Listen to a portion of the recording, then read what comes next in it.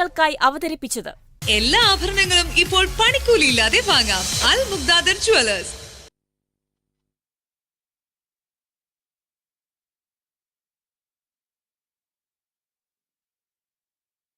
പാനൂരിലെ bomb നിർമ്മാണവുമായി ബന്ധപ്പെട്ട കൂടുതൽ വിവരങ്ങൾ പുറത്തുവരുന്നു. ബോംബ് നിർമ്മാണത്തിന് ഉപയോഗിച്ച സാമഗ്രികൾ വാങ്ങിച്ചതുൾപ്പെടെയുള്ള വിവരങ്ങളാണ് വരുന്നത്.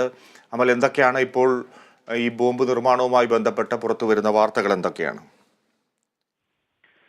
ഫിജി, പാനൂർ ബോംബ് നിർമ്മാണവുമായി ബന്ധപ്പെട്ട് ഓരോ ദിവസം കഴിയുന്തോറും പുതിയ വ്യക്തതകൾ പുറത്തു വന്നുകൊണ്ടിരിക്കുകയാണ്. ഏറ്റവും പുതിയ വിവരം, ഷിജാലും ഷബിൻലാലുമാണ് ഈ ബോംബ് നിർമ്മാണത്തിലുള്ള വസ്തുക്കൾ വാങ്ങിയത് എന്നുള്ളതാണ്.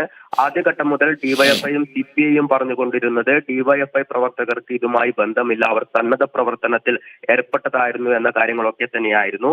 ഇത്തരത്തിൽ കൂടുതൽ വിവരങ്ങൾ പുറത്തു വരുന്തോറും ഡിവൈഎഫ്ഐയും സിപിഐയും പ്രതിക്കൂട്ടിലാകുന്ന ഒരു കാഴ്ചയാണ് കാണുവാൻ വേണ്ടി സാധിക്കുന്നത്. ഇതിലെ ഷിജാൽ ഡിവൈഎഫ്ഐ ഭാരവാഹിയാണ്.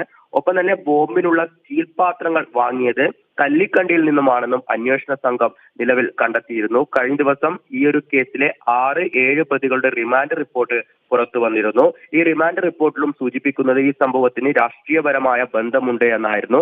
ആദ്യഘട്ടം മുതൽ, അതായത് പോലീസിന്റെ പ്രാഥമിക നിഗമനം ഉണ്ടായിരുന്നത് ഇത് സംഭവ സ്ഥലത്തെ 2 ഗുണ്ടാ ഗ്യാങ്ങുകൾ തമ്മിലുള്ള സംഘർഷത്തെ തുടർന്ന് ബോംബ് നിർമ്മാണത്തിലേക്ക് ഏർപ്പെട്ടതായിരുന്നു എന്നായിരുന്നു. അത് തന്നെയായിരുന്നു സിപിഐഎമ്മും ഉയർത്തിപ്പിടിച്ച വാദം ഉണ്ടായിരുന്നത്. എന്നാൽ റിമാൻഡ് റിപ്പോർട്ട് പുറത്തു വന്നതോടുകൂടി ഈ ലോക്സഭാ തിരഞ്ഞെടുപ്പിന്റെ ഭാഗമായി എതിർ പാർട്ടികൾക്കെതിരെ ഉപയോഗിക്കാൻ വേണ്ടിയാണ് ബോംബ് നിർമ്മിച്ചത് എന്നായിരുന്നു അതിൽ സൂചിപ്പിച്ചത്. ഇതോടുകൂടി സിപിഐഎം ഉയർത്തിപ്പിടിച്ച എല്ലാ വാദങ്ങളും പൊളിയുന്നതാണ് കാണാൻ വേണ്ടി സാധിച്ചത്. ഇനി അടുത്ത അന്വേഷണത്തിൽ കണ്ടെത്തേണ്ടത് സ്ഫോടക വസ്തുക്കൾ എവിടെ നിന്നും എത്തിച്ചു എന്നതാണ്. ഇതുമായി സംബന്ധിച്ച് നിലവിൽ അന്വേഷണം തുടർന്നുകൊണ്ടിരിക്കുകയാണ്. അതേസമയം തന്നെ 4ഓളം ഡിവൈഎഫ്ഐ ഭാരവാഹികളാണ് ഈ പ്രതിപട്ടികയിലുള്ളത്. ഇവർക്കെതിരെ കുറ്റം തെളിഞ്ഞാൽ നടപടിയെടുക്കുമെന്നും ഡിവൈഎഫ്ഐ വ്യക്തമാക്കിയിട്ടുണ്ട്. ശരി അമൽ.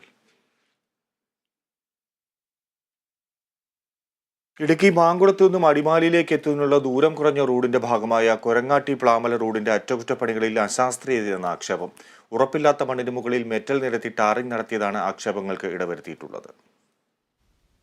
കഴിഞ്ഞ ദിവസമായിരുന്നു കൊരങ്ങാട്ടി പ്ലാമല